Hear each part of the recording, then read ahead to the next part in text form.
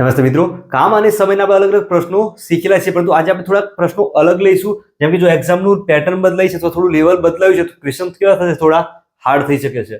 જો 4 પુરુષો અથવા 6 સ્ત્રીઓ છે, એમને એક કામ કરવું છે તો 20 દિવસમાં કરે. મતલબ કે જો 4 પુરુષો કરશે તો 20 દિવસ લાગશે, અથવા 6 સ્ત્રીઓ ભેગા થઈને કરશે તો 20 દિવસ લાગે છે.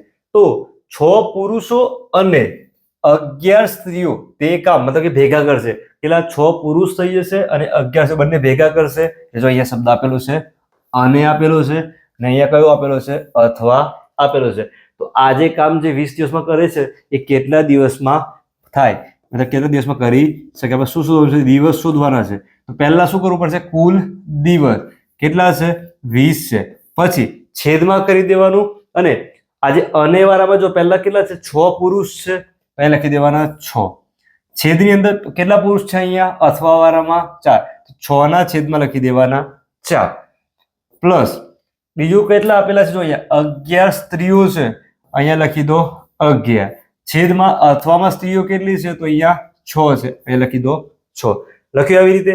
હવે જો અપૂર્ણાંકમાં જો છેદનો પણ છેદ છે, તો આપણે આટલાનું શું કરીએ, આપણે લસા લઈને ગણી શકીએ છીએ. 6 અને 4 નો લસા કેટલો થઈ જશે, તો જો 20 તો આવી રીતે રહેશે.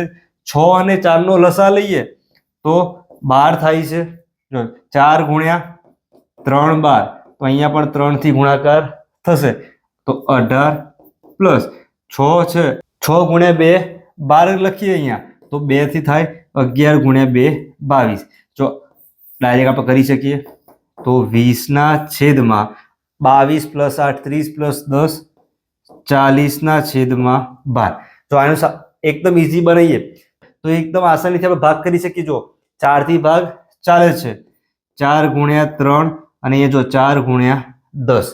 તો આ જો છેદનો છેદ કહેવાય કોણ, 3, તો એ ક્યાં જતો રહે, અંશની અંદર. તો 20 ગુણ્યા 3 છેદમાં 10 છે.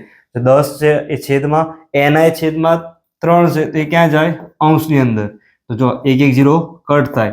3 ગુણ્યા 2 એટલે કે 6.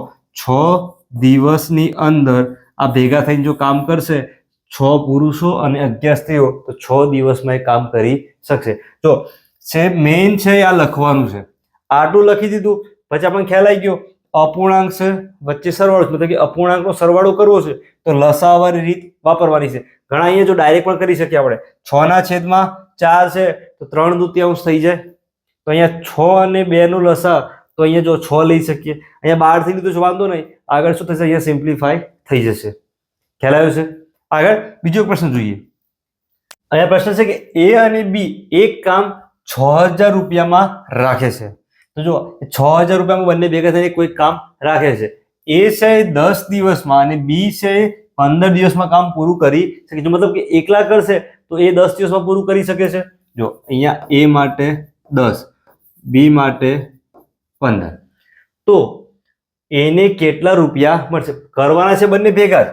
પૈસા મળશે બંને વચ્ચે 6000, બંનેને વેચવાના છે. આ બંને શું આપ્યું, આટલા એમની જે કાર્યક્ષમતા છે એ 10 દિવસમાં કામ પૂરું કરી શકે. બી એકલો જો કરશે તો એ 15માં. તો કામ પ્રમાણે પૈસા વેચાય. તો જો આ બંનેનો લસા લઈ લેવાનો. તો એ તમે ડાયરેક્ટ ગુણોત્તર શોધી શકો કે 10 અને 15 નો જો ગુણોત્તર શોધવાનો છે તો 2:3 થાય. તો જો કોઈ કામ છે તો ડાયરેક્ટ જો આપણે રેશિયો આપેલો હોય, રેશિયો શોધવાનો છે, તો 2 અને 3 બોલી શકીએ. એ પૈસા વેચવાના છે. જો ધ્યાનથી સમજીએ, કોઈ કામ 10 દિવસમાં પૂરું કરી શકે, એ જ કામ પેલું 15માં કરી શકે. મતલબ કે આ છે ઝડપી કહેવાશે. આના ભાગમાં પૈસા કેવા આવવા જોઈએ, વધારે. તો તમે ડાયરેક્ટ આને જે ગુણોત્તર છે એ 3/2 કરીને ગણી શકો છો. તો જો અહીંયા સમજીએ, 10 છે તો અહીંયા કાર્યક્ષમતા 3 થઈ જશે. ક્યારે, 10 ગુણ્યા 3 30. 15 છે તો 15 ગુણ્યા 2 કરીએ એટલે આ થઈ જાય 5. બંને વચ્ચે ટોટલ થાય તો 5. આ એ માટે શું આવશે, 3 અને 2. જો અહીંયા રિવર્સ કર્યું તો પણ કરી શકો છો. પૈસા વેચવાના છે. આપણે ગુણોત્તર અને પ્રમાણના દાખલામાં અથવા જે પાર્ટનરશિપ વાળા જે ભાગીદારી વાળા દાખલા છે એમાં આપણે શીખેલા છીએ કે ભાગીદારીના ભાગમાં જો ભાગમાં કંઈ ધંધો કર્યો છે તો પૈસા વેચવા છે તો ગુણોત્તર પ્રમાણે વેચે છે. એના પર અલગથી વિડીયો મૂકે. તમે કરવાનું શું, કોઈ દાખલો શીખવો છે તો કોઈ ટોપિકની પ્રેક્ટિસ કરવી છે, આખો કોઈ ટોપિક શીખવું છે, પ્લેલિસ્ટમાં જવાનું. આ પ્લેલિસ્ટમાં દરેક ચેપ્ટર વાઇઝ આખી પ્લેલિસ્ટ બનાવેલી છે, એમાં તમે વિડીયો જોઈ શકો છો. વિડીયો પસંદ આવે લાઈક સાથે શેર કરજો. ચેનલને જો સબસ્ક્રાઇબ કરવાનું બાકી ચેનલને સબસ્ક્રાઇબ કરજો. જે 6000 રૂપિયા વેચવા છે તમે પહેલા એ માટે ગણીએ. એ માટે કરવાનું શું? એ ના ભાગમાં કેટલા આવે છે? 3. બંને વચ્ચે ટોટલ કેટલા છે? 5. 3/5 મૂકી દેવાના.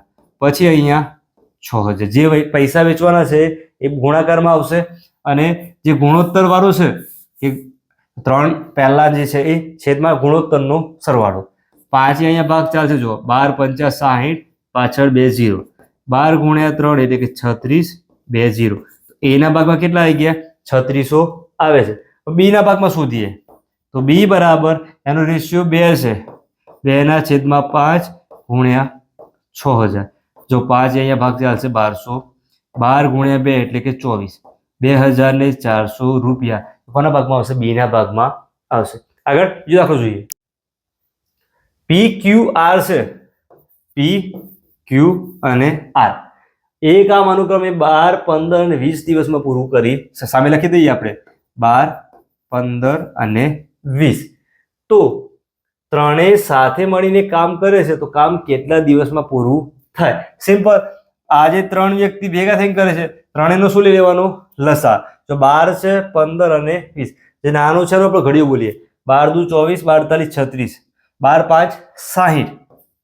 જો 12 × 5 = 60. 15 × 4 = 60. 20 × 3 = 60. આજે ગુણાકાર લીધો છે એ બધી શું થશે? એની 5, 4 અને 3. આ શું કહેવાય? એની કાર્યક્ષમતા.